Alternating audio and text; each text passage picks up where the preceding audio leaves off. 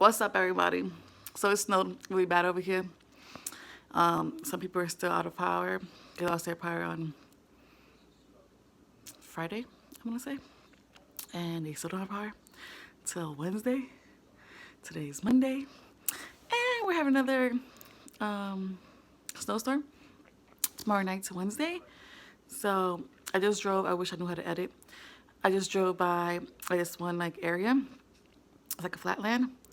So they must be inviting people from other states to help put the light on.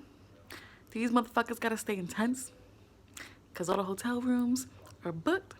I feel bad for those employees because you know damn well they were hoping for a hotel room, go to hit the strip club later, bring some whores over.